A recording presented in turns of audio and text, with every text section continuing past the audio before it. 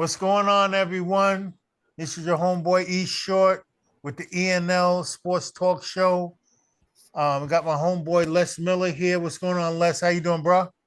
I'm good, B. How you doing today? I'm good, man. You know how we do. Mm-hmm. Another great guest for the show today.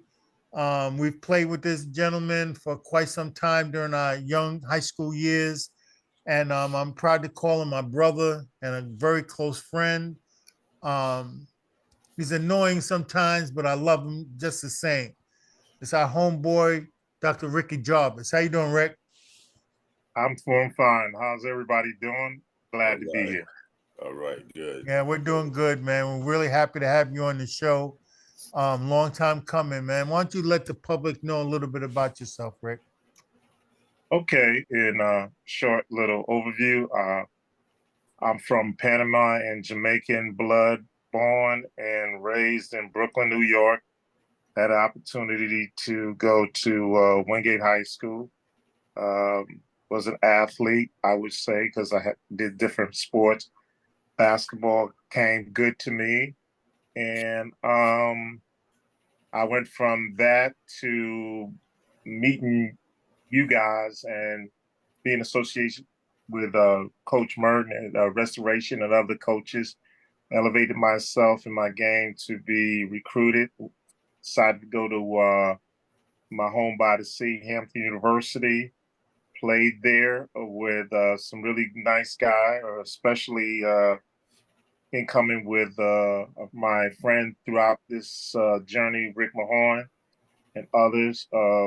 Decided to play overseas. I also went into the military, did some things there, won some awards and things like that. Decided also to go get my PhD and became an educator for the rest of my journey. Taught at different venues. I went back to my college, which is Hampton University, taught there. I'm retired, married my wife from Wingate High School, and we're over 34 years in our marriage. We have two kids, uh, beautiful people. I'm also, for the first time, a grandfather. So that's basically it in a nutshell. Yeah, Good. forget about all the other stuff. Congratulations for being a granddad, man. Yeah. Yeah. That is Love that's the goal right there, man. You know, that. speak to some of your experiences, during your high school years, playing in Brooklyn. Like, what was that like for you? I think during my era and you and Les era, I think that was the best time for basketball. Mm. There was so many people from so many, and I remember the segregation period at that time breaking us up, and we went to all these different high schools that were away from our community. But it matches us up in the competition realm very competitive because not only did we play against each other during our high school time, but it was also apparent that because of our coaches in our community, always bringing us back to the community, and we joined forces and we played with each other and Mhm. we did something. It was the best time of my life, I could say, because there's an old saying, heaven was a playground. During that time, I thought I was Mm. in heaven. Mhm. Right. Right. Yeah, because it was. You're right. It was like one of the, golden years of that of basketball in New York City as well as in Brooklyn, and so those opportunities that were presented to you, what was the driving force for you to be, focused and doing what you had to do? I really utilized basketball and athletics in a realm that, coming from where I came from, being born in Panama, from also Jamaican background, my mother instilled in me this drive to be successful. And she utilized, because she was a single parent, the opportunity to put us in certain scenarios so that we had opportunity to grow as you know immigrants, I would say, Mm. into the American way of life. She put me in Boy Scouts, Cub Scouts, Yeah. I was also in high school. People don't know this. I was a gymnast, and she was supported me, and that way she knew exactly where I was and what I was doing in the positive realm. Because during that time, people may not really understand. We was going through some devastating things in our community during that time.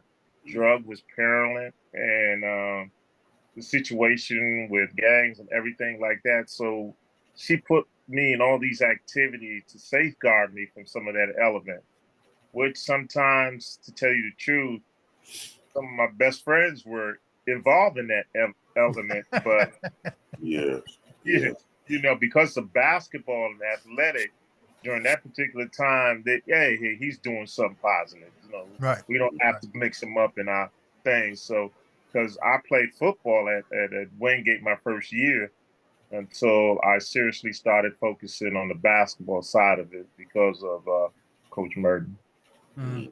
I'm glad you segued with that name. Um, tell me about that guy from your vantage point. And when I Well, say that, excuse me, Rick, but when I say that for the for the viewers, I'm referring to Coach George Merton of the Restoration Flyers, who was our coach during that era. Mm-hmm. he was the most influential adult mentor that I had a opportunity and a blessing to be placed with. Not only on the basketball side, but growing as a man, as a black man within the society of the time. He taught me the understanding about community through sports.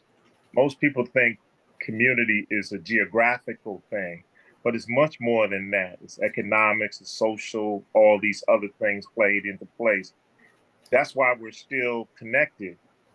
He instilled that in me. He always used to say, no matter where you go, the people that you meet, make sure that you show a positive attitude towards them because you never know when you're going to need them in the future. Right. And he always drives us to do what we thought was, competitive, but not just in a basketball frame of mind, but a career frame, family frame, things of that nature. So he was one of the most influential people that God blessed me to be connected at a very young age. Right.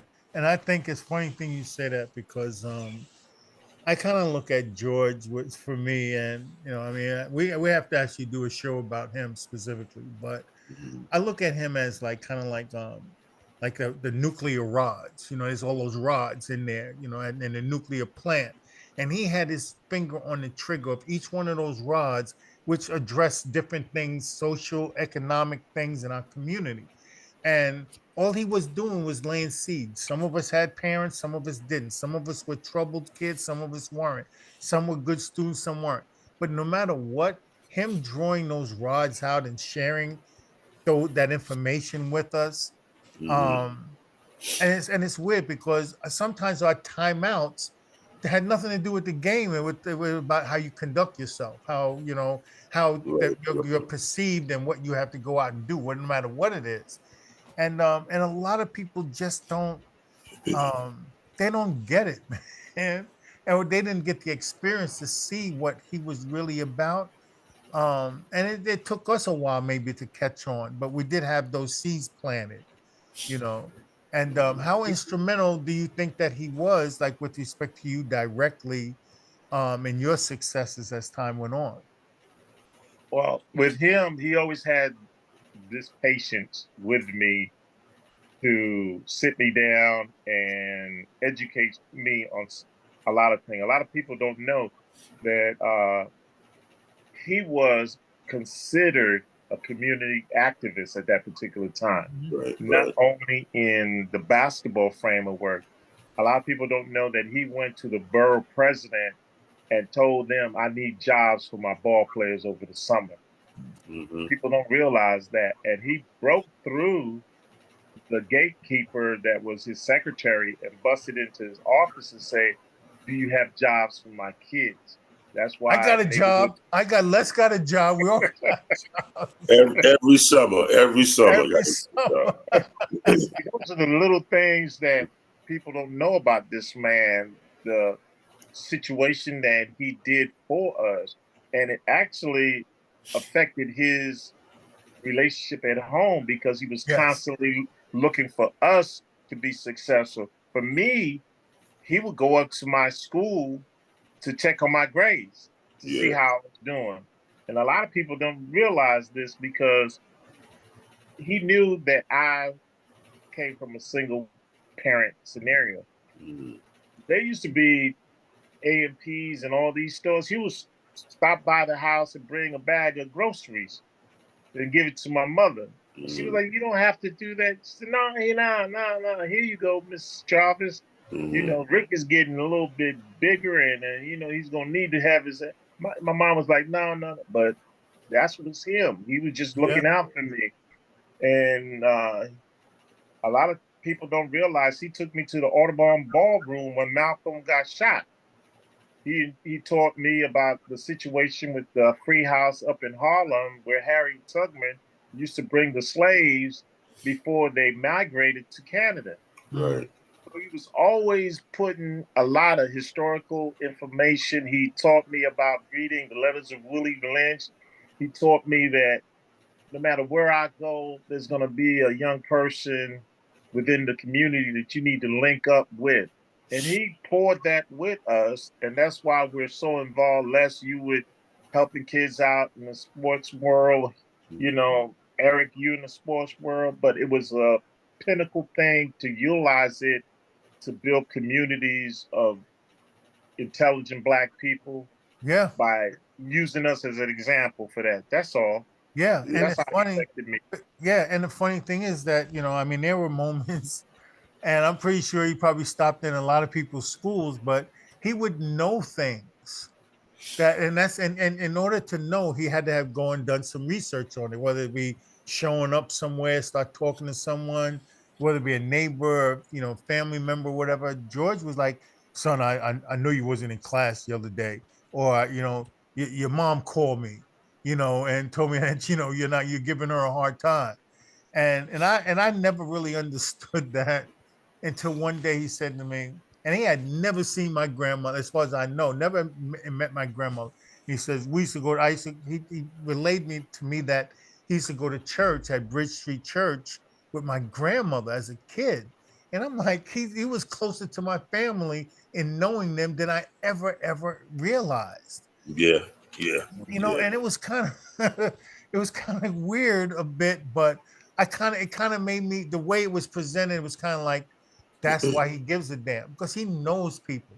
And he Mm-hmm. and that's one of the things that he instilled in me that I am so grateful for, is other than my parents did as well, is use your voice, Eric. Use your voice. Mm-hmm. Not only in that, but uh, we talk about the way young people carry themselves today or speak in general. My oratory skills was based upon George saying, "Stop talking like you're non-educated."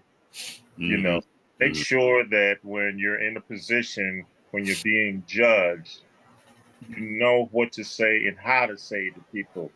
Uh, Being a lecturer now, now that I think about it, it really goes back to the times where we used to sit down and talk, and he said, "No, leave that slang stuff out in the street," Mm-hmm. because my picture of you is a lot more in terms of communicating with others, including ourselves, and teaching Yeah. our young That's people right. That's right. how Because to for talk. me, yeah, Yeah, but for me, it was kind of like, what did you say? That's all you would have to. What did you say? And I'm like, Yeah. whoa. And it was weird because he would put you in situations that you had to express yourself, and then he would critique it later on. Sitting in that office at Restoration Plaza, Rick, yes, yeah. and we'd be But sitting there, and we're getting lectures from people walking in the office. He introduces us to them. He put us in a position that we weren't just little kids sitting there and saying, yes, sir, yes, ma'am. It was like, talk to this man. This is Mm-hmm. my player. No, no, no, no, no. Talk. Like, hey, go ahead. I'll be right back. You know. Mm-hmm. one of the great things that he instilled in me is when to shut up. Yeah. That's a skill that's not utilized. I didn't learn that. I'm sorry. No, in terms of some of the adjectives that he used to say, like, how can you learn when you're speaking? Right. Right. Things like that. And me being a college professor and things like that, the ability to listen to my students helped me to teach my students. That's why on a yearly basis, whether you're an incoming freshman or you're a senior getting ready to graduate, I always employ to them that we need to understand that my special hours with you is an opportunity for us to have an exchange of ideas. And how you utilize that, I listen to my students. Yeah, yeah. You Yeah, know, so the students shouldn't be the only person walking out of that classroom on a daily basis, learning something or getting something right. out of that conversation. The instructor slash professor Mm. should also be gaining certain things from that experience as well, Well, you guys are professors in your own right. You know, you guys being coaches and mentors to all these people throughout your journey as a mentor, that's a key thing in itself.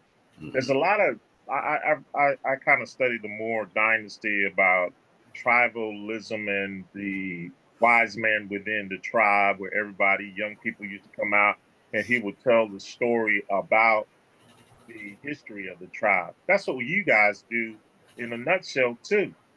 Yeah, yeah, And that comes from George understanding all these things and pouring that into that I go back to what we first talked, that source of community and what it truly means. right. Yeah, yeah. And speaking about your community, what was the your experience like in the community of the basketball community, like other than your including your Wingate teammates and your teammates playing with George? What was that community like for you, and the experiences with all of us during those formative years for you? As a brotherhood in terms of for life. I have other things like I'm a member of American Sci Five and I've done all that stuff, but I never had the love, the bond, the fortitude of knowing that I had to do what I had to do so my brothers could be proud of me. That's all I ever wanted in life. Because we grew up in an environment where, like, people didn't think that we were going to be successful human beings, not just successful ball players. Right. Right. George Right. never wanted that.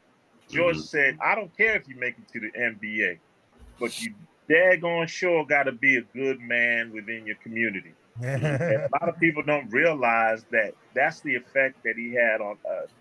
Like to this day, if any one of you guys need anything from me, there's no hesitation in me because I know that you guys were always pushing for me to be the best that I could be. Yeah. Same as I do to you. And Mhm. that's what the people of this generation don't understand about the bond of true team and what it means. You know, now people are joining forces because they have ratings. Oh, he's a 5-star rating. We didn't care about all that. Right. That's We true. ball. Very true. Very true. Yeah. Straight ball. That's Yeah. it. Yeah. And whatever everybody would think, as long as we won together, that was the whole thing. We Right. won together. And we accepted each other at a level that it really cannot be measured. I damn, I that experience for me, and like Lester, chime in on it or not, like we never got into it, man. And we talked about this the other day with Phil Seymour. There were never no Yeah. arguments. We got along Never. real well, even if we weren't willing to sacrifice our relationship by having an argument. So if there was something that was an issue, you had the self control to get out of that mess so that we could go forward and do what we got to do. And I know, for the most part, I being like a person that's not really much of a talker type person, but Les, you chime in onto that because Les is not, but his action speaks for what he does most of the time. That's why I guess they call him the principal. yeah, You know. man. I just wanted to play ball, man. And all the time, you know, people start moaning and this and that. Oh man, you put them elbows down, stop this, bitching and moaning.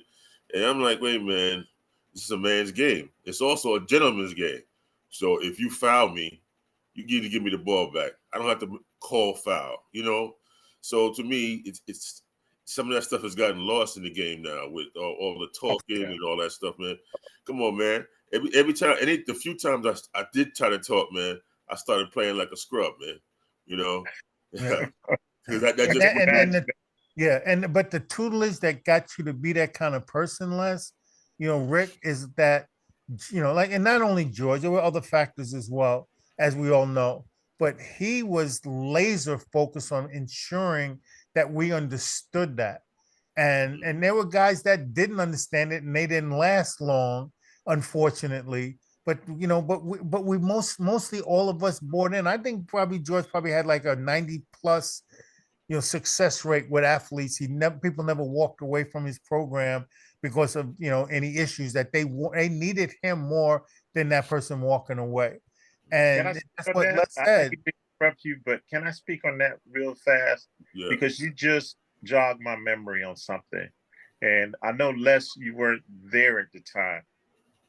We're playing the championship game of the Rucker, the first team that went to the Rucker. And we weren't doing well at the half. George put us together and said, and Eric, you remember this. I let you play your way. Your way. That's now you're gonna play my way. Yeah. Right in Colonel Young Park, man. Am I right, Eric? Yeah, that's true. That is true. The exact words. Those were the exact words. And we bonded together and we turned that crowd against the home team for us. Mm-hmm. And we won the tournament. Mm-hmm.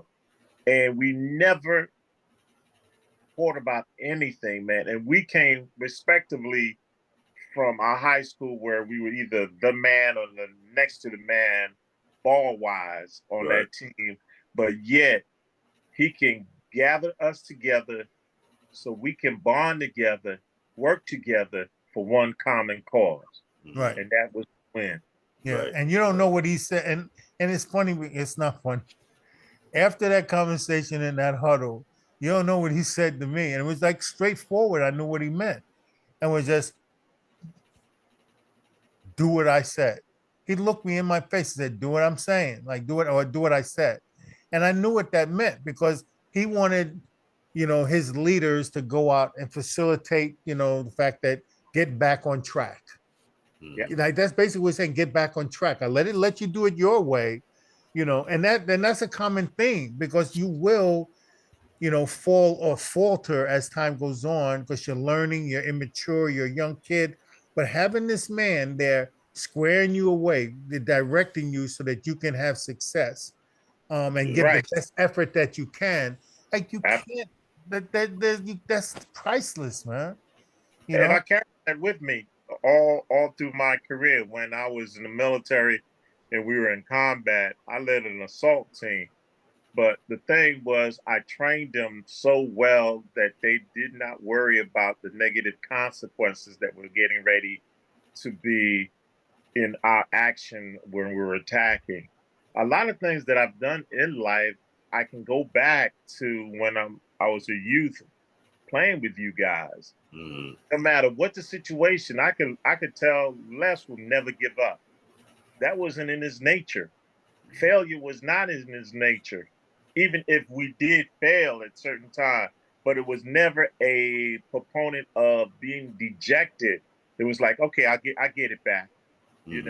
It ain't gonna stop me for eventually getting what I want to get. Right. And he is still, and you, I mean, Eric, you went through a lot of things together, and that's what people don't understand. From afar, we encourage each other through the plight that we have to deal with.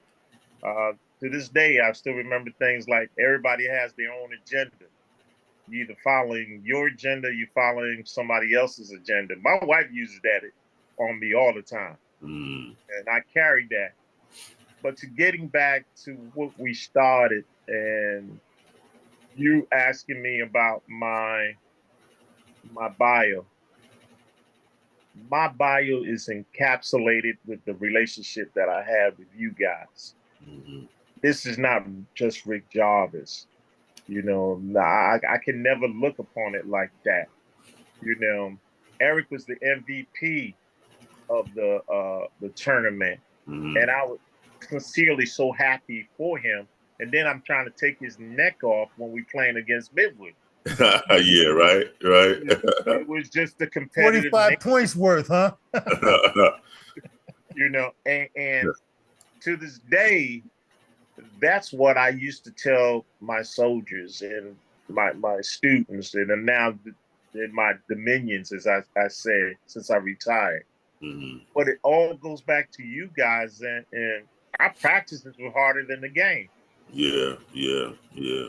Yeah, That's Things like we that, always say that, right, Les? We yeah, that's right. you yeah, know. Yeah, So if you came up soft during the game, like who is this guy? This ain't the same guy that was at the church, right, or outside Wingate, 100,000 degrees in the summer, right, and George right. is running us up and down. Where this, you never saw that, man. yeah, And I can look in you guys' eyes, and I truly say I can't disappoint them. right, right. And it's That's it. and yeah, and the leader, going back to George, like he he found a way to find out who Les Miller was and what is the best part about Les Miller that I need to develop and maintain, as well as fix the things that he possibly, was not doing well at. And there were players that were on our team that also had that same type of, response from him. And I never forget, man, a teammate of mine at Midwood High School, um, Myron, that Young, played with us, right? yeah, And Myron, Myron Young was like nobody knew who he was. He was like a starter on the team, but like the fifth leading scorer on the team as the starter. He averaged like 4 points a game. But I am telling you that he put the biggest pair of handcuffs on Artie Green that you would ever see. I mean, I'm talking Wow. about, unless he was like Spider-Man. But nobody Mm-hmm. knew, and even afterwards, because of the way the game was during that time frame, that nobody really paid much attention to that. But the person that did pay attention was his teammates, but George did. Because George knew it. Like George sicked this guy on Artie Green. And there's 2 years in a row it happened to them. And Wow. it was like, yo, shut that guy down. And Myron was like, he was like a cancer, Mm. yeah, but that skill set of knowledge and using, I guess, game strategy and knowing what you could do to minimize, the opponent from scoring on you. This guy, he had a plan as well. It wasn't just, you're playing in a tournament in New York and blah blah blah blah blah. No, it was he was so calculated in everything that he did, to help us as individuals, as a group, but to respect the group and the people that were in the group, which Mm. to this day, 50 years later, we're respecting it. Right, and I right. use that as I said before, knowing my men when I was in the service and knowing my students when I was a professor, Mm. especially at a historic Black university like Hampton University. I go back to what you were saying. I mean, money, from Boys High, you know, he was like our enforcer. And Mm. George used to sick him on other teams. Yeah. Yes, Talk he about did. That was in yes. Ernest Myrick can jump out the gym. Yo, for real. I need 5 rebounds in this quarter, man. I need Ernest. Can you give me 5 rebounds? I Mm. need some block shots. Yams. From Bushwick. Yo, I need you to be stronger, big man. You know Mm. what I'm saying? He knew us, and he knew how to utilize our strength and whatnot. Mm. And to this day, in terms of formulating team, whether it's sports wise, whether it's organizational wise. When I talk, when companies call me to talk about time management or whatever the situation. I was one of the hardest debate coaches at Hampton, and we always won because I always prepared well. That goes back to all the teachings we had, not just by George and other coaches, but by ourselves. I'm the guy, like I said, sometimes I shut up to listen, but I incorporate the knowledge that I retain from all of you guys, and I'm manipulated into my style of being, Oh, yes. Things, whatever, Yeah, And, everybody that's successful steals from everybody else. I steal plays. I steal concepts. I hear somebody speaking and motivational speaker. I take two sentences from what he's saying. I incorporate it into what I have to say to get my point across, and that's good, but you're constantly working at your craft. Once again, you go back to George and other people that we've learned it from, but go back to George. He's always like critiquing what you did. What do you think about that jump shot? What do you think about this? Well, how did that guy get by you? And he wants you to give a sentenced answer. How did that guy get by you? Well, he did this, but he said, but give me 50. That's what he said. Yeah, and think about it. Yeah, because he wants you to communicate. Think about what you're doing. Make sense of it. You become knowledgeable. New Yorkers will know, Cy Sims from Sims Department Store. What was his little slogan? An educated consumer is your best customer. I bet customer. So George was making us educated ball players and knowledgeable, but so that we're on the court making decisions based on the thread and the concept that he set for us. How do you get through this maze based on what George is telling us? And we're doing it together, though. It's not that Les has got his own agenda, Eric's got his own. I'm trying to get 40, Les want 80 rebounds. And I know it's like let's do this because we want to win. Right. And that's what he instilled in all of us. And that's like a process and a thought process that is, gone 50 years on, for all of us. So those experiences, during those years were just incredible. And you being a part of it was great. How did you use that information to transition into, your collegiate and your military life? Well, it was important to me to understand the value of teamwork. Right. But and people may not understand that because I scored so many points at Wingate during those years when I was playing ball. But a lot of people did not understand that I watched the guys in front of me. I actually, like Eric, I was on the varsity my freshman year, but I sat and I watched. I remember when I was put up in the game, I was playing against Bernard King, and I took a jump shot, and he just snatched it out the sky because I thought he will never be able to leap that high, and I was so far away from him. And I said, "Oh, okay, I got to watch that." George used to tell me when I came off the court before I sat down, he said, "What did you see out there?"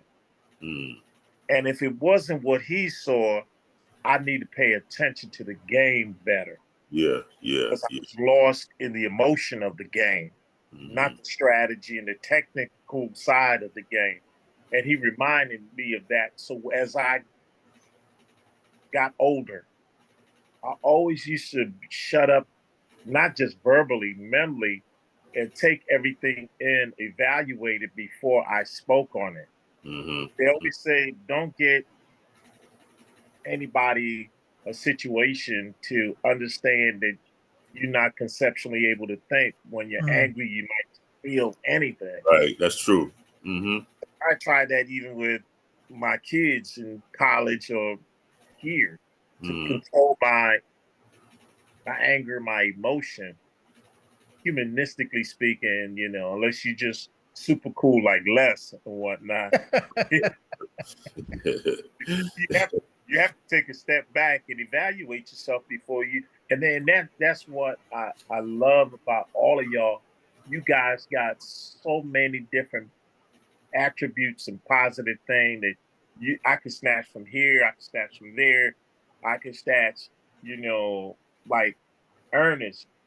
Ernest had a certain way of saying, "Yo, Rick, come on, man, we better than that." Yo, that's Sounds like him, man.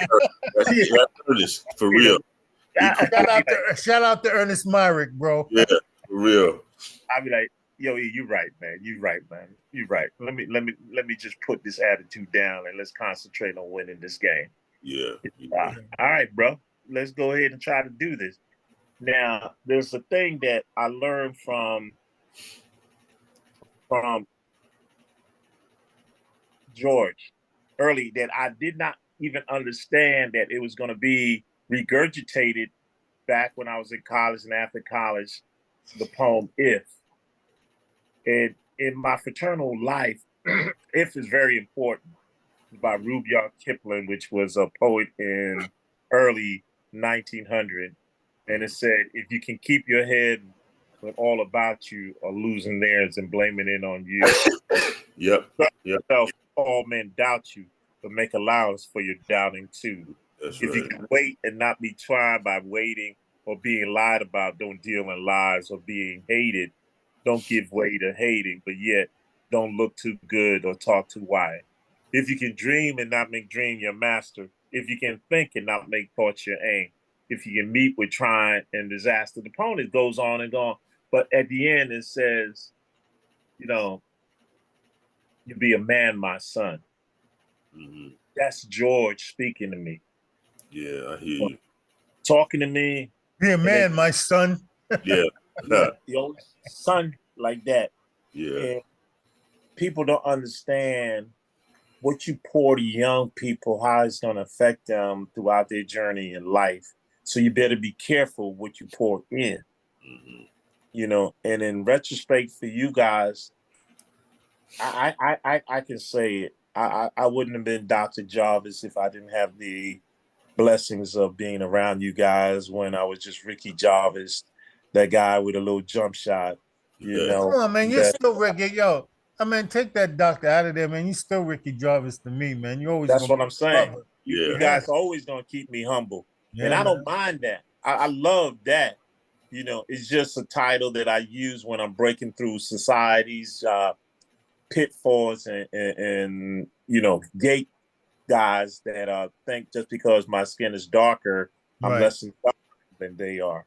Yeah. And George always used to say, don't ever let them feel that way. When you're coming into their present, don't sit down until they sit down. You look at them in the eye and you let them feel your intelligence. Right. And you guys do it as coaches and as you worked on Wall Street, guys. Come on, man. Yeah. Come on. Yeah, when you walk in a room, let the people know that you exist. Yeah, and George, and I finally understood what George said, especially on what you just said. He said you want to develop yourself in a manner that if you come into a room and the crowd doesn't even know you, and you walk across that room, they whisper to themselves, "I don't know this guy, but he's somebody's important." Right. Mm-hmm. He conducts himself as, and not necessarily that he's important to us, but he's important to himself. He can see that he has that fervor, because when we walked into parks, we walked into the parks with our chest out, because we're Restoration Flyers. Always. We're from Brooklyn. Whatever floats your boat, use it as a tool to make your presence known, to know that you're impacting this environment, whatever it is, your household, your family, and that's the one thing I can say about that guy. Every single time that I talk to him, every single time I talk to him, one of the first things that he says to me, "How's your beautiful wife and daughter?" It's the first thing because he is so respectful to who we have become. So he's proud. So that's the other thing, man, the level of pride that he showed for all of us. And believe me, he's mentioned things about y'all too, others as well. And I'm just about all of the fellas in a positive note, man. So Oh So yeah. those belief systems and those things, they're all, once again, back to that era, it Yeah. impacted us so much, um, that we then end up sharing it, going Right. forward in our journey. And I'll piggyback off that. When he was going through his physical, I would say issues towards the end of his journey, and he was at the VA hospital. I went. It was in Brooklyn. As a matter of fact, it was close to LIU Mhm. area.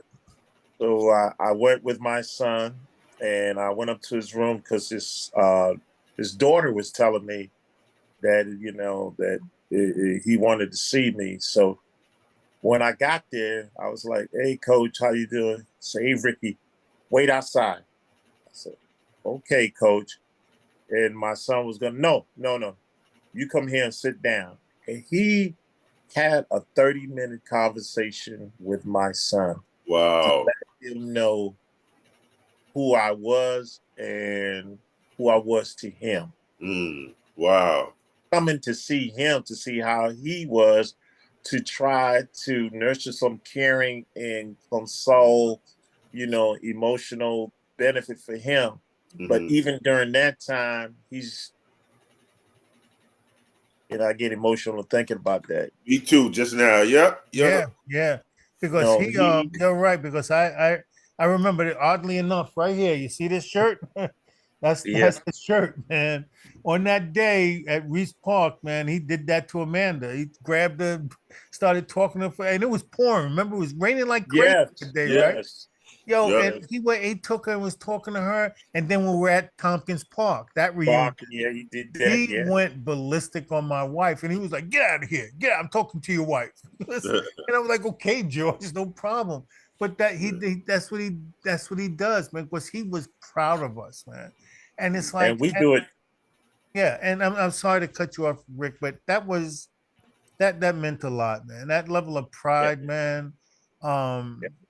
It's and I really, my personal feeling, I hold back the emotions, man, because I will totally fall apart thinking about him. I'm serious, man. Hey, you And I mess with fight me it. about that all the time. You mess Yeah, with but me I'm about just that saying, all the yeah, but time. I'm just saying, Rick, for me, man, I have a lot of history with that man, and Yes, you I, do. yeah, and I hide it, man, because I just don't want to break down. But it's a lot, man. It is, and it's in a cherished part of my being, my DNA, because I honor it. So I know how you feel. I know how we all feel about that, man. And it was a blessing, man, to have that gentleman in our lives, man. It really was, man. And Yeah. Yes, And man. um I'm gonna tell you And Larry, something. go ahead. If it wasn't for him, man, I'd still be shooting jump shots, man. Because when I first got to George, right, that's when I was a jump shooter, man. I'm shooting. He said, "Son, you got a really nice shot, man." I said, "But how you gonna get a rebound?" He said, "You're 6'7", man. You need to get under the boards." So I said, "Okay, coach." And then he showed me how to play down the block. He showed Yeah, me a couple of moves. This is what you do, man. And then that became the signature of my basketball career, man. You know, yeah, you started and hitting yeah, 30 on people, that'll do it. yeah, yeah, right, yeah, right, yeah. yeah. And Les, I'm gonna tell you this story, Hmm. and it's because of George that I can tell this story because he always used to tell me, let them know who you are, no matter what the situation is. Let them know who you are. Hmm. And my senior year, we had to play all our games away because, well, Wingate did not have the finance to fix the sliding doors of our gym. Okay. So my senior year, we were highly ranked in the city because we had all senior: Ernest Myrie, Cleotha, Ian Robinson, Fluff, everybody. But you got to think about it: 25 games all the way, Wow. and we didn't have those yellow buses. We had to find our way through the city. And even though we made it to the playoffs and lost to Eric, we had to play. We had a better record than they had, but we had to play that deciding game to go to the playoff at a neutral court. It wasn't neutral. It was their gym, but with no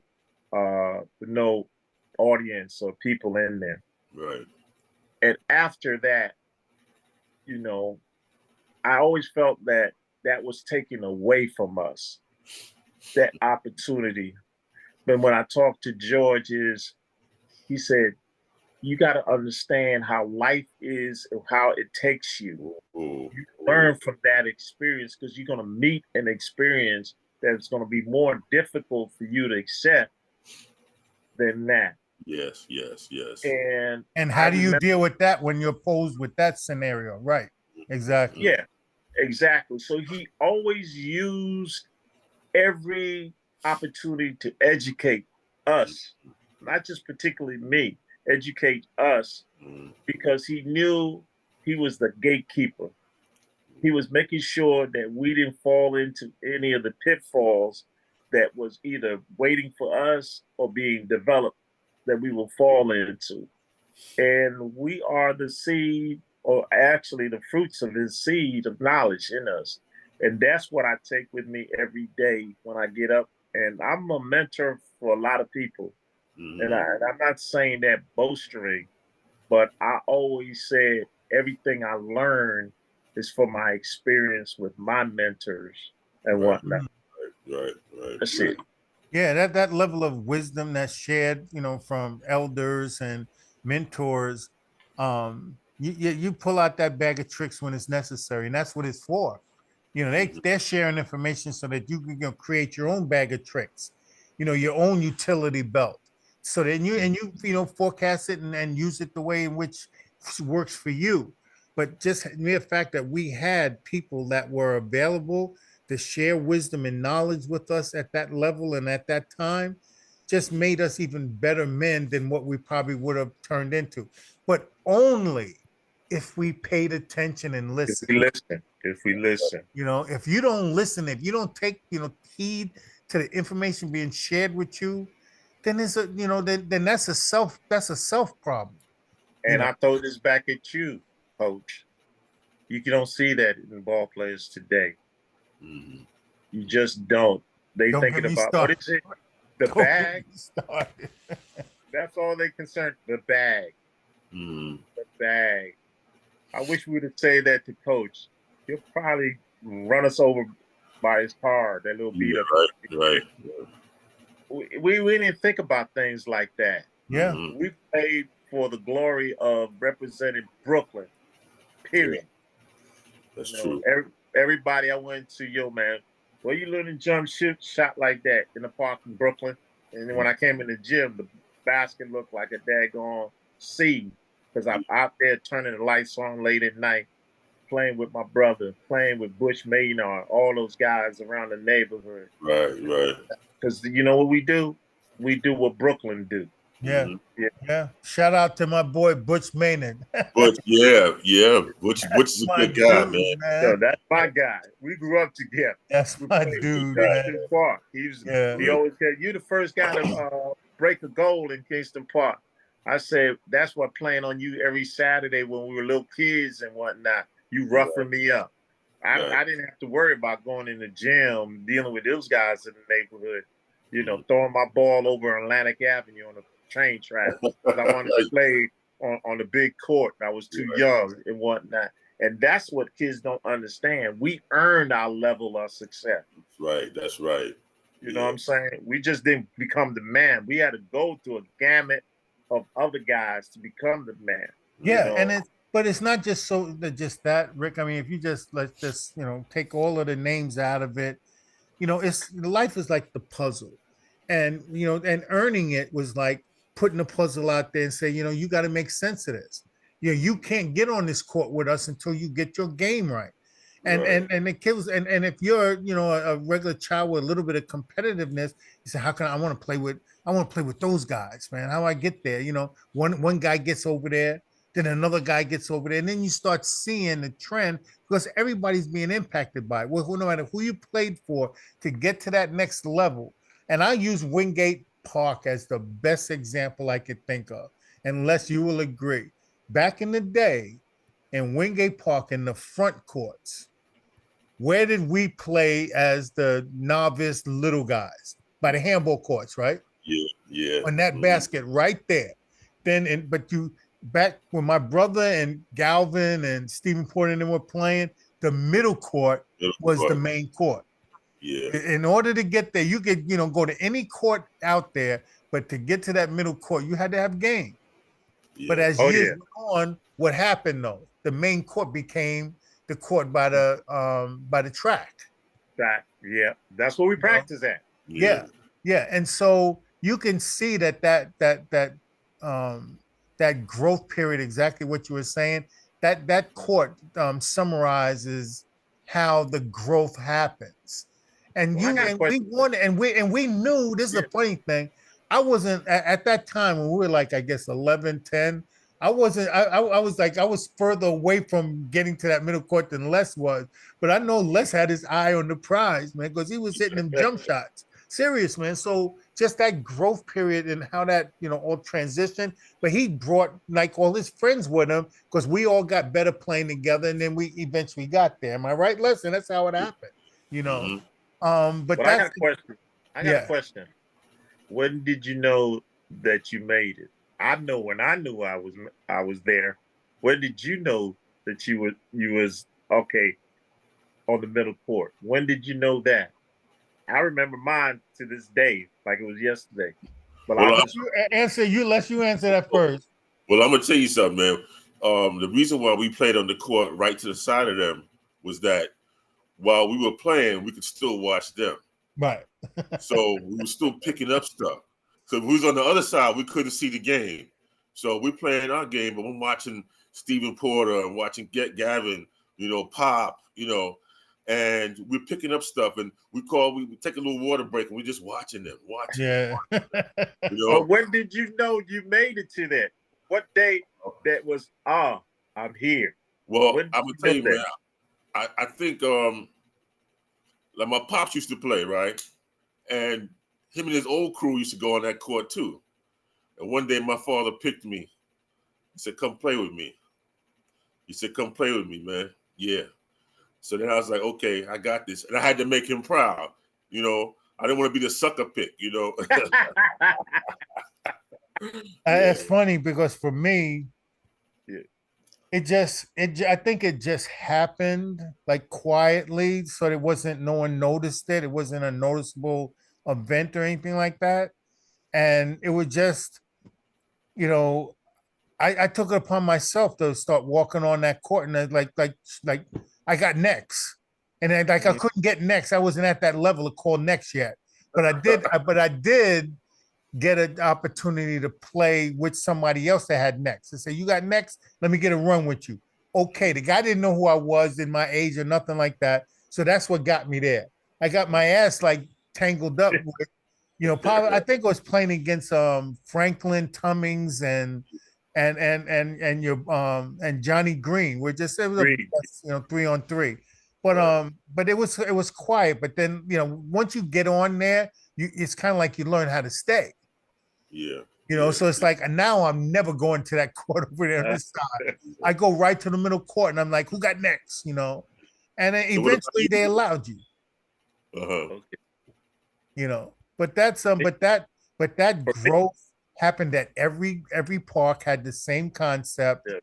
And it did. And everybody knows because that's how growth was afforded everyone, is that you had to find a way to get through the maze to get to that court. And that was the challenge for a young player. How do I progress and get better? But plus people were out there looking out for you. Come on, little Jarvis. Little Jarvis, come on, play with us, man. We need another man. You get your butt kicked. You get your butt kicked. Yeah. Because every park throughout the United States of America and the world, there is the cornerstone of that particular neighborhood where you earn your stripes. Yeah. And this is the crazy thing though, Rick. In every single one of those parks, you had do the right thing. Those 3 old guys sitting on the corner. every park had those guys in the park. So they would be like, hey, little Les, don't worry, man, you'll get it, man. Yeah, man. It's good that you're coming on that court. They were inspiring you to keep trying. The old heads were like, yeah, you're here now. You got to play right then. And everybody was so supportive. Nobody was saying, "Nah, get his ass out of here. He's too young." No, people were saying, "Yeah, he's finally over. Come on over." And that was the joy and the support for you to continually keep coming back, because people would say to you, "Yeah, man, you down." If you go to Lefferts Park, nobody knows who you are. But once you start playing, before you know it, people are saying, "Yeah, come on over, E," or whatever. And that's Okay. that's the community being supportive as well, and not knowing that they're doing that, but they're doing it. Like Les, we always used to couldn't wait for Saturday morning when we were kids because we all gonna meet up at the spot. Right. Talk about the court. Work on our game and whatever. One Saturday, I lived across the street from Kingston Park on St. Andrew Place, between Herkimer and Atlantic Avenue. That was my part. I grew up with. A little kid was Tompkins Park. Junior high school was 258 Park. And down the street where the New Boys High was, you go to Soul in the Hole and all that stuff. Right. On Saturday, I'm going. It's early because you want to get there early, because if you were late and you wasn't part of the group, you're done. You can hang up. Stay by the court, by the handball court, watch play handball. You was getting on the court. And one day, I came through there, and everybody was grouped. Nobody was playing and whatnot. And I knew I made it when they did this. They say, "Yo, Ricky, we've been waiting for you, man. Come on, man. You're late. We trying to start the game." Wow. Yeah. You didn't have to tell me anything after that. Right. Yep. I knew I made it. It wasn't being exposed to some TV stuff or giving me a trophy. And I learned about the passing of the guard that day. You have been put into a special category without verbally saying that you were. You earned the pass. You earned the use of the password, man. When they said, "We were waiting on you to start the game. Why you take so late, bro?" And you know what I said? I'm sorry. I'm sorry. I didn't mean to make y'all late. Let's play ball. Yeah. After that, nothing. You could not tell me nothing if I was a ball player. Yeah, but you needed that, man. Because how else? No, you needed that, bro. Because how else were you going to ever learn how to get me to rock if you didn't go through that? Listen to him, man. You had to learn before you got there to get Eric Short to rock. That's your boy. That's your boy. That's all I want to say. That's your boy. Yeah. I'm not going to say nothing else. But you're right, man, and it's all fun, man, because when we talk about these things, it's like there is nothing but joy. Like for me, I can only speak for myself. There's a lot of joy in this conversation because it brings back memories, things that like little subtle things and the little nuances that made me the athlete, the person as a teammate, and that's the other thing. Right. You learned how to be a teammate. Learn how to get along with people, man. I mean, I'm sorry to say this, man, but like how many guys back in the park would have been willing to play basketball comfortably without being afraid with Zeke back in the day? This was like, one of the top guys. That's my boy right there. Yeah, too. That's right. But one of the top guys in the Tomahawks. He's on our team. Yep. He's a point guard, and he's doing what George says. He's making us go to certain places and running the offense, yelling at us because that's how George's point guards are. And it's like you're not afraid of him. Oh, Zeke's going to stab me. No, you're there for a job. He's a ball player. Right. He was a ball And player to me. yeah, and it's like, but that environment, man, it's like you learn from. I got a Zeke story. I got a Zeke story. Go ahead. I want to hear this. I want to hear this. Go ahead. Okay. Hey, Les, me and Zeke, we go back like ham and cheese sandwiches on a cold day. Yeah. You know what I'm saying? And I swear to God, I didn't look at him as one of the leaders of the Tomahawk. He was just my boy. Because I had guys like, you said don't throw out names. We know. Yeah, we know. We know. I knew. So Zeke, I was getting ready to head on to Hampton University, and I was taking the Greyhound bus and whatnot. And Zeke caught up with me. He said, "Yo, hey Ricky, you going down south? Be careful." And he opened up his little, a little, I would say, pouch that he had. I said, Zeke, what do you got there? He said, man, I want you to take this down there. I said, Zeke, I can't take that down there. No, man, I can't take that down there. He said, man, I'm telling you about them boys down there, man. You better. I said, nah, Zeke, I can't take that. So later on, we've gone to Brownsville Day. Zeke is older, everybody's doing whatever. Right. So me and Ernest, we met up with Zeke at the BRC, and he's talking to us, and he really hadn't changed. He's talking, yo, man, this is what's going on. I got to regulate this and whatnot. Man, I'm so happy to see you, Ricky. You're doing well. Yo, man, I always knew that and all that, man. Can you give me $20? I said, excuse me. Yeah. Ernest, give me $20. I was like, okay, here you go, bro. And whatnot. Yo, man, you guys are always going to be in my heart, whatever. And then he was like, yo, man, I'm going down here and whatnot. And Ernest and I looked at each other. He said, yeah, that's about how Zeke is. Yeah, and whatnot. Yeah. Straight to the point,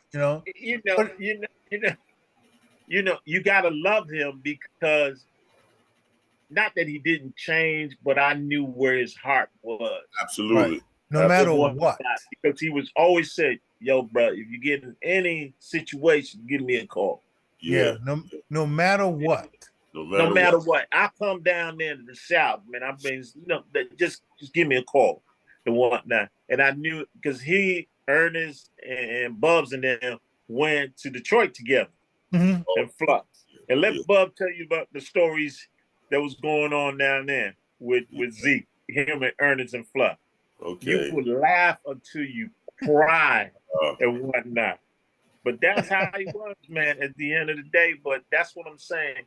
We had so many diverse people on our team, but it was all about love at the end of the day for us, man. We were always pushing for us to be successful in any scenario that we were going basically through our journey in life. Right. And still to this day. I still remember you when I was coaching girls basketball. You hooked up a brother with a lot of, accessories that I needed. Without even hesitating. You think I forgot about that?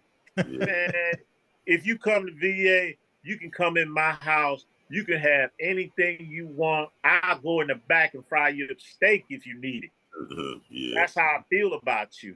And Eric, you know how I feel about you and your beautiful daughter and what you was doing. I got a young nephew in Panama playing basketball, and what you did for him,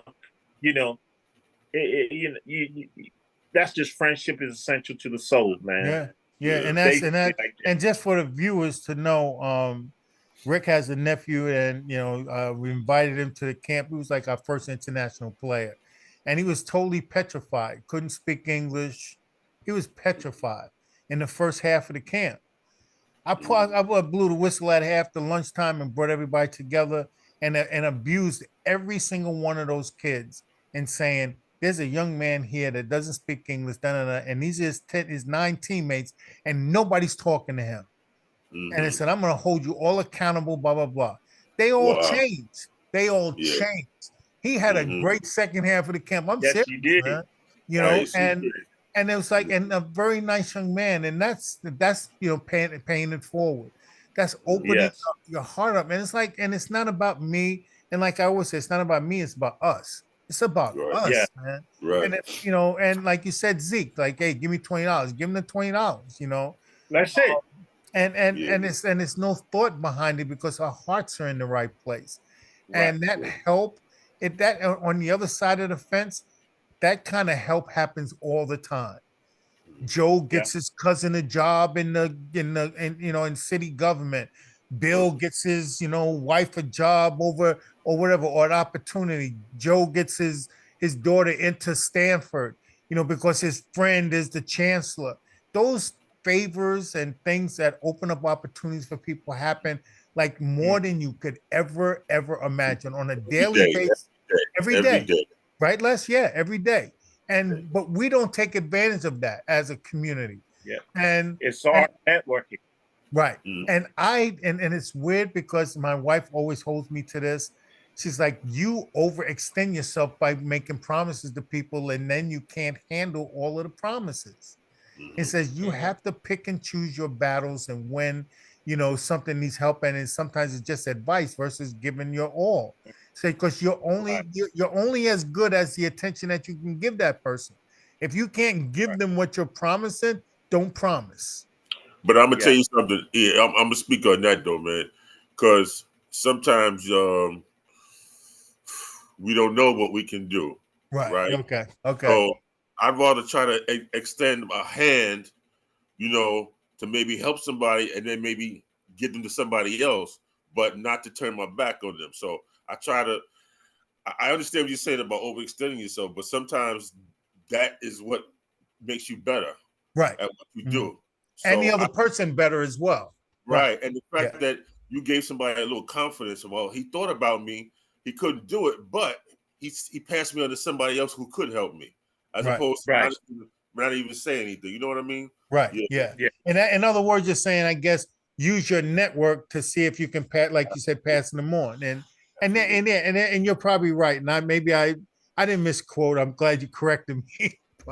But you're right. I agree. You're 100% right. And that's something that needs to be incorporated as well when you do those things. But it's but we're making strides and efforts to do so.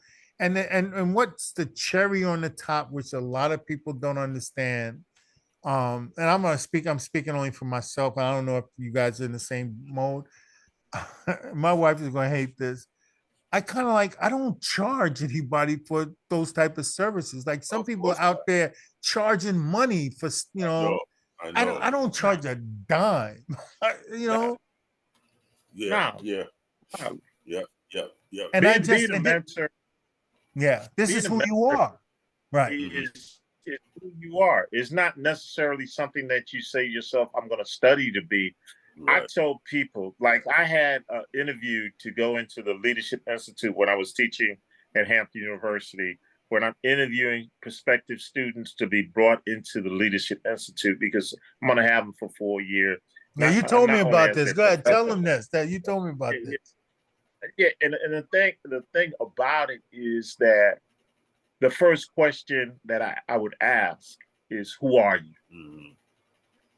And a lot of young people, even people that go through life, never ever develop or understand or even find out who they are. Because knowing who you are, you have a perspective on where you want to go and eventually who you want to be. Right. You just have to maneuver through the situation of your voice through life. And a lot of my students, these are freshmen coming into college, couldn't answer that. Mhm. And I used to tell them, if you can't answer that, reciprocate it to me and ask me, who am I? Because I'm going to be your professor and I'm going to be with you for 4 years of college. Mhm. And they will ask me, and I said, I'm a servant. And I learned that early in my life. Not because I'm a deacon now. Servitude was always implicated in my family tree, especially my mom would say, go down to Miss Carney and see what she needs, You know, she may need you to go to the store for her. You know, her Right. husband is disabled and things like. Yeah. And I had no problems with that. Mm. You know, or go down to Miss Greenwich down the street because I'm baking some bread from scratch and give it to. Or my mom used to make Jamaican bun during the holidays. Bun She and wrapped it cheese. up. Yeah, man. You know, with some cheese, and she said, "Go down here and do this." That was her gifts. So I was involved in seeing that, so I soaked that in, and that became who I am. I never try to do things for me, whether it's egotistical or self-centered. And I saw that in you guys. Yeah. And the way I look at how people are today is always, what can you do for me if I do this for you? Yeah. Mm-hmm. You know, and yeah, I just can't get with that. yeah, And that's why I can truly say I use my platform as a college professor to infuse my young people with that. So they have a little bit of me, which reciprocates to having a little bit of, you know, George Merton, a little bit of Lester, a little bit of Ernest Myrie, a little Cleotha Robinson. And we look at what we became. Cleotha, you know, Dr. Cleotha Robinson, we were in class together at Wingate High School. Yeah. Ernest Myrie, look what he become. Look at you. Look, I mean, you guys. There is a justificational reason why we turned out to be the people that we are today.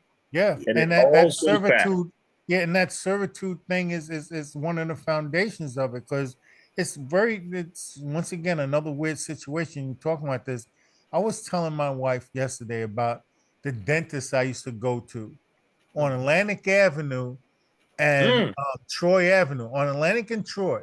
Right, my grandparents lived right there, but their office was like, his office was right there, right, like, well, actually, you know, Fulton Street, excuse me. And every time that we went in there was no receptionist. It was just him in the office. And every time that one of us, you know, one of me or my siblings, my grandmother used to always say, like, you know, help Dr. Simon. You know, it's like an older gentleman. He's like, you know, like he always doing this, you know, and it's like I take out the garbage for him, you know, straighten up. I mean, I do these little things for him, and it's always like your next door neighbor, you know, Miss Harrison. You know, I would cut a tree down for her, cut her hedges, and it's like I'm not looking for something from her. But it's like you know, say like, you know, go over there and help Miss Harris. You know, and that servitude to your community, to the neighborhood, neighbors. Right, that's one of the ways of foundational training that makes you care for others. And for whatever reasons that we find it necessary to do, but you know, you do it because your parents, you know, suggest to say, hey, go and help this one or that one, you know.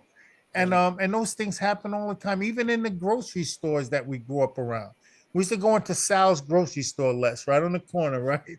And it was like Sal be like, hey, give me show her where the bread is, or show her where, you know, this is. And they're like, wait, I'm shopping and I'm showing another customer, you know, because I know the store and Sal trusts me, you know. Right. And I had a tab. I had a candy tab, man. What are you laughing at, Les? Yo, for real, I had a candy tab, man, in Sal's grocery store. And so, you know, I mean, but that's that give and take that happens. That, you know, and that's what we don't see that. We don't see that anymore. Yeah, we don't, you know, and it's a sad state, because not only like in the community that happens, but then it happens in these little pockets. Sports, every sport is the same thing. You get participation trophies now. Everybody's an authority. Everybody and nobody cares though. But and you're doing it because your son or your daughter's involved. When they're gone, you're gone. So if you're good at what you do, then you're hurting that group, because you're not there really doing the job, because you're just doing it because your child is involved. And I got bigger than that. I said, you know what? My daughter's going to be fine. But what about that kid over there? You know, you see that kid, he's playing and he gets cut from the team. Who's there for them? You know, and before I know it, you know, there's a big kid. It's like, hey, Les, man, he lives by you, man. Help him out, like train him, or like, and that's the interaction that happens because we build a connection with other adults that we deal with. Right. And Right. but once again, if you add all of that up, put it and shake it up, you find that one of the main ingredients was the tutelage that we learned playing sports, specifically in our case, George or Lester Roberts, Gil, whoever, and our parents as well, but that's what was opened the door for us to be the men that we are today. Right. And we can be competitive with each other and still, you know, find the friendship within that, Man, what? competitive. What? Are you Absolutely. kidding me, Rick? This guy fouled me out of a game, man. What you talking about, man? And we're boys, man. He fouls me out the game, man. We're still boys, though. Yeah, That's yeah. right. That's what I'm saying. Les, I got to tell you the story. Okay. I go visit this dude probably about 3 years ago, Mm. and I'm up there. And so I said, when is the last time you seen Eric Green? He said, oh, yeah, I got Eric Green and all that stuff. So I said, hey, let's go to breakfast together. Mm. So we go to breakfast. He's peddling what he's peddling. I'm not even going to talk about that, talking to everybody like he doing, right? So we sitting down and, I'm speaking a little Spanish to the waitress and all that stuff. And so they start grilling me about they beating Wingate back in the days and whatnot. You know how I shut them up? Mm. I said, both of y'all was guarding me and I still scored 44 points on both. And Yeah. and you know what Eric Green did to shut you up? You lost by 30. No, we didn't lose by no dang on 30. I still got paper on that. We didn't That's lose. funny. Now he lying. That's funny. But that's the competitive nature that we had. Right. And at the end of the day, we respected us because no matter what the situation is, we knew that we were playing. It didn't matter, that, hey, I scored 40 something. I'm not even going to tell you what I averaged every time. It was a stat game every time I played them. So, you know what I'm saying. Yeah. But that's why I got honorable mention all city because of them. Because of them trying to hold me. But it was fun and nothing personal, nothing. It just ribbing, Right. the whole nine. Yeah, you're right. Yeah. Things of that nature. And as we become the OGs, as a lot of people talk, Right. I still go back to that 70 era where we grew up and how ball was. It was one of the best times because you played against competition that you don't even see out there anymore. New York ball players are known because we can handle the ball, point guard, USA, we had high leapers and all that stuff. Yeah. It was the prototypical, like they say, heaven is a playground. During that era, New York City, Brooklyn was part of that heaven to me. Yeah, that was our foundation, man. Yeah. I'm sorry if you from LA, Chicago, whatever. In the military, I was playing ball. People was like, yo. He said, yo, man, you got a nice game, whatever, man. You guys beat us today. I said, nah, don't worry about it. It's just a Brooklyn thing. That's what we do. And just saying that, they don't understand the definition behind you saying it's a Brooklyn thing. They don't. People don't understand. Like you could come, let's just use North Carolina example. Growing up, and then you want to be a good jump shooter. You want to be able to shoot that jump shot. The mid range in our era. But if you go to some other place, California, it's kind of like you have another attribute in your game that you really focus on. But if you're from Brooklyn, you're shooting jumpers, you're taking the ball to the hoop, you're banging people, you're talking junk. You got people who teach the game everywhere. Everybody and knowledgeable people, worthwhile people that are teaching the game all over the place. Those people teaching the game, they don't care who comes to practice. They invite strangers to come and play because they're going to learn. And that's how that whole mindset was. You had the schools, and Rick, you initially mentioned it. We were really, really lucky, and people don't understand this in our era, that if we didn't have busing, more than half of us wouldn't have been playing basketball. People don't Well, understand that because there would have been 90% of the guys that played other places probably would have been at Boys High, all at the that's same time. everybody. That's everybody. All at the same All at time. the same time. They didn't want that. Yeah. They Right. didn't want that. But sending guys to Sheepshead Bay, Fort Hamilton, blah, blah, blah.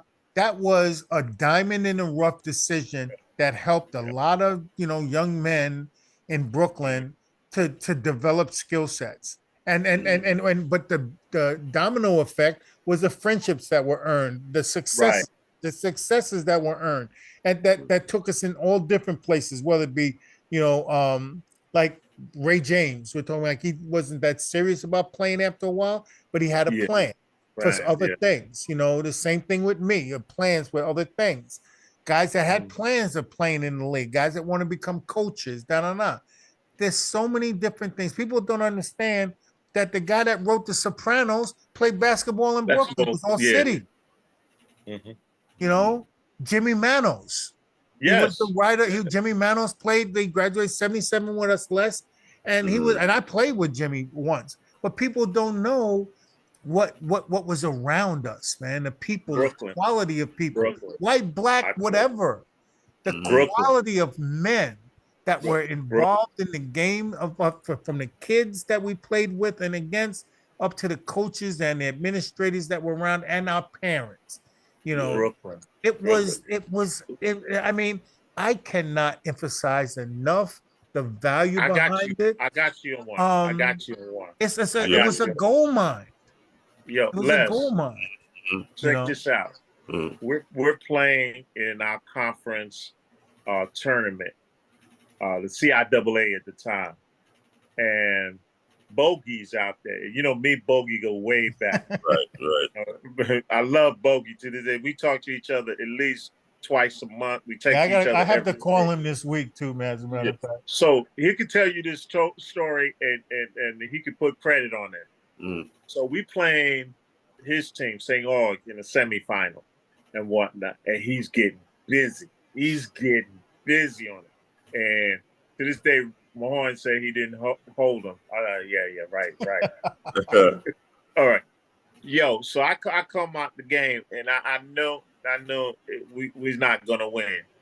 So Bogey got the inside spin move. When you get it, you try to post up, getting busy. So I start yelling out, "Don't do it to him, Bo! Oh my God, ease up, Bo!" I'm just calling out all kinds. And the coach was like, "Yo, what the hell is wrong with Jarvis?" And you know what I yelled out? It's a Brooklyn thing. There we go. It's a Brooklyn. I said, that brother getting busy. Yeah. Like, what? I know. Even if you didn't know, I have that news article, man. He was getting busy on Rick Mahorn, boy. Yeah, he dropped 46. He could have had 50 easy. He missed a couple of foul shots. But he was with the spin move, the M1. I was like, do that, Bo. Do that. I was so caught up in what he was doing out there. I forgot. Oh, we playing against. Yeah, right. But you know what made it even harder for you probably? When Bogey scores a basket, it's like a big balloon popping every time he scores because it was like impactful. His basket, he's strong. He's strong with it. Yeah. And you know what, B? I can imagine. I go down to Sangor. I go to this spot now. I took him fishing with me when we went down to the Gulf of Mexico, the whole 9 yards, and his crew from that team still remember that game with me, and we are tight to this day. Nice. Let's say all against Hampton University, and we are. He said, "Man, I remember you." That was that dude, man. You were saying, "Get busy, Bogue." Yeah, I was like, "Yo, ease up on him, Bogue, please." Well, hold on, let me ask you a question. Did they ever tell you what they were saying while you were saying that? Like they hearing you when they sitting on the bench and they were like, "Damn, man, why is that?" Bo told me to this day. He was looking over to me because when I came on the court, he was looking at me. He was like, "I hear you, baby. I hear Bo. I hear you, baby." Yeah. And that's what the nation doesn't realize about us. When we see game, Yeah. yo, and you came.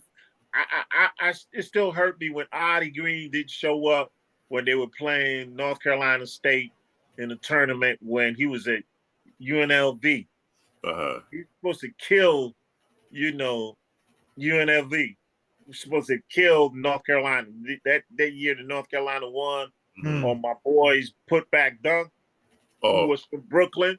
Yeah, right. exactly. You know what I'm saying? Leslie's classmate. Yo, that is an understanding that we had from when we were kids. We knew where we came from. We knew who we were. They talk about Lincoln University. The Marburys had that corner over there. You look at our thing was we grew up understanding Boys High, had Connie Hawkins, Wingate, had Larry Brown. Those eras. We respected those eras. We respected those ball players to this day.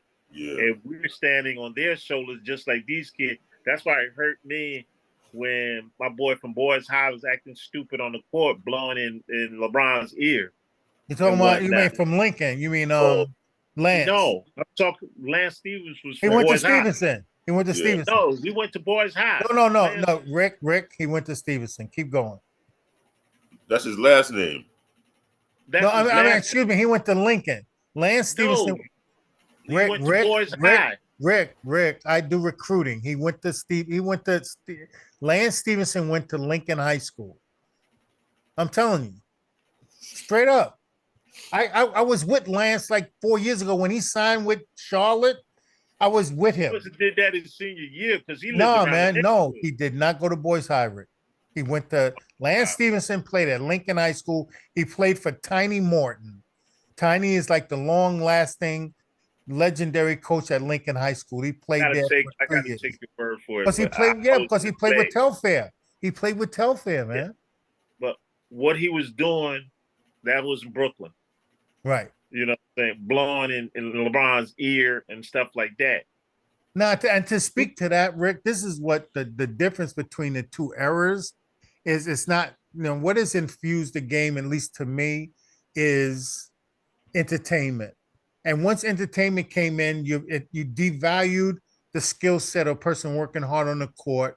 So, the guy scores a basket, you go crazy. And that, like Les always says, like you celebrating one basket. And so everything's entertainment now. You score a basket, you give a dance. When you're standing next to a guy, like I would step on a guy's foot just to annoy him. Like I'm standing next to a guy, he's playing me tight. I'm gonna stand on your foot. I'm not gonna blow in your ear. That's like that. I don't know where that came from, but but that opened the door of immature actions on the basketball. But that's all over the place, not just in basketball. You see in football, somebody does a regular play, they start, making all these gestures, And they're down by 3 touchdowns. Yeah, exactly. But the funny, what the sad part is? Remember when the guy went through a dance after he sacked somebody and he tore his knee? Yeah. Or kick a field goal, jump up and busted his knees. Gary Premier. Yeah, and it's like, but that's just goes to show you once again. Could do that with George. Right. Or anyone in New York, any coach in New York, So you couldn't do that with Bobby Knight. No, that's true too. Right, but what happened? But what happens though? What happens in that the media and the larger pictured national audience, when you're in that level, he gets scrutinized because he's hard on people and he's straightforward and honest. And that's why George, Gil Reynolds, all of those guys, they could not have survived in America's society. They were picked to be in Brooklyn because Brooklyn was the only place that they could have done what they did. Because America was not ready for George Merton and Gil Reynolds and Lester Roberts. They're not ready for them now. They're not ready for them now. Yeah, absolutely. Yeah. So those changes that happen over the years, it's a total different mindset, of how athletes act and what entertainment has infused itself in the industry of basketball. So now You got, and even using the Olympics as an example, not to be changing the subject, but they're promoting. And you notice in the Olympics, who they promoted the whole Olympics for the basketball. The three guys. Yeah, Curry, LeBron, and Durant. They didn't mention anybody, no Anthony Davis, no. I mean, it was unbelievable because entertainment is dictating what stories to run with instead of doing just let the game be what it is. But still, man, those are the three elder statesmen, though, man. I understand that, and there's reasons behind it. Not be there again, so that's the reason why, Yeah, and I understand, but I'm just saying, in the most part, that would not have been probably affordable or done in our era, because our era would have been pushing the roster, in my opinion. Argue about whether it's the marketing of I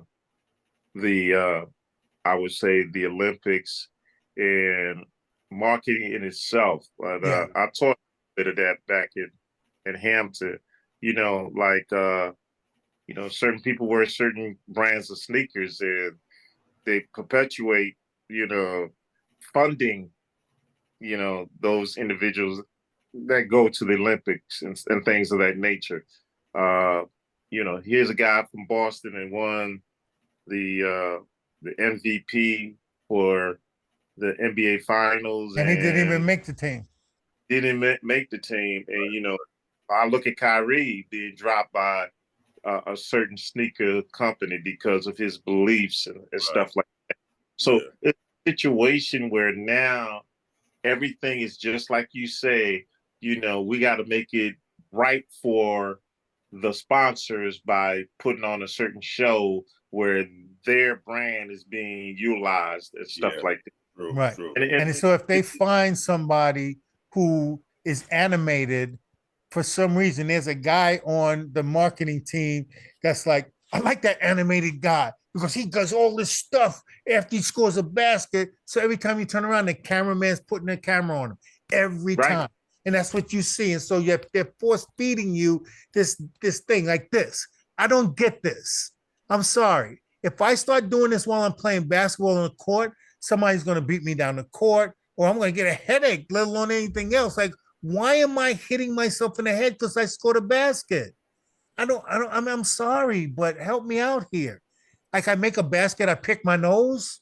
I mean, like, I'm just saying, like, any action like this not necessary.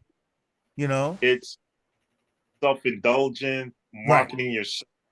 I mean, it started with Rodman when he was back in the days, and it just perpetuated to itself to now. Yeah. Well, let me ask you a question. Do you clap and rejoice every time you make a right hand turn? No.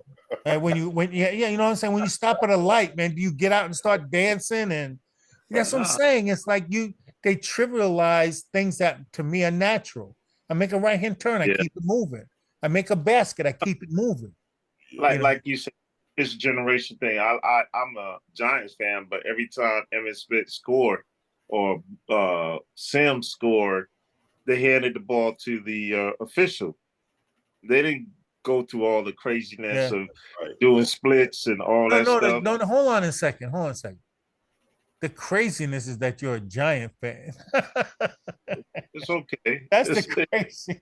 It's okay. Like I said before, we all have our own different ideas of certain things. But I get back to the beginning of the conversation that we had today in terms of the community. Are you an intricate part of the uplift of the community? George wanted us to make sure that we were. He always talked about no matter where you end up in life, there's always going to be a scenario where you can infuse a positive scenario, event, whatever. I'm retired now, but I was the director of the NAACP Youth Council here, working with young people. My thing is I love working with young people because of what I saw within our community. All these people like Lester, George, and then Chico, and and it goes on and on and on. I am totally confused nowadays in this individualism that's being perpetuated within our community. People are trying to take advantage of other people within our community for whatever self-interest that they have. That's why I go back to the beginning of why our friendship is so solid in all that we've been through, is because we've been infused early in life to do the right thing. Yeah. Just Yeah. the right thing. Yeah. Yeah. That's your spring stick if you're confused of what you're getting ready to do or what you're getting ready to put down. Is it the right thing? Right. That's my measuring stick on everything. Decision making, is this the right thing? How is it going to affect? Like I tell my son, the greatest value that I can give to you is my last name. Yeah, I hear you, bro. Yeah, man. I feel that. I feel that. There's some words of wisdom from a smart gentleman. I tell you that much. Well, listen, Rick, man, I really appreciate you being on the show. We're kind of like at the end of the episode, but listen, man, great conversation.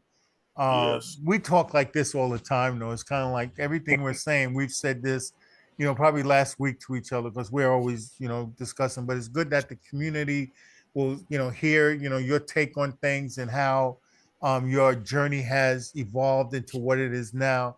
And I want to say thank you very much for being on our show and taking part in the conversation. You got anything for him, Les? Yeah, man. Yo, Rick, it's always a pleasure to see you and having a good time talking with you.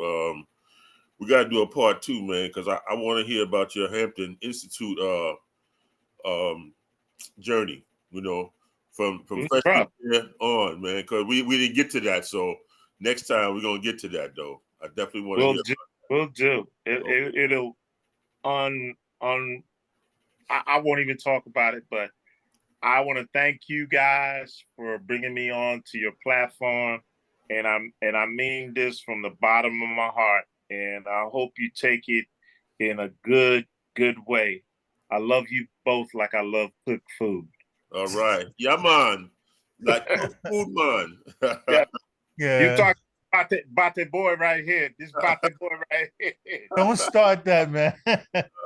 When we have part 2, we'll discuss, our work in the kitchen as well, man, because both of us are throwing it down, boy. And I think, and this is enough just to let you know, Rick. Let's be throwing down too, man, in the kitchen, man, too, man. So we all have like that thing in common, man, that we're our own chefs.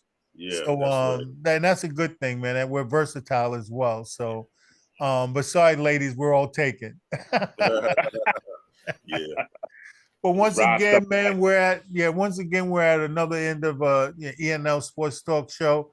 Want to thank Ricky Jarvis for coming in and talking with us. And I just want to let all the public know we'll see you on the next one. Take care. My brother. Yes, sir. Okay.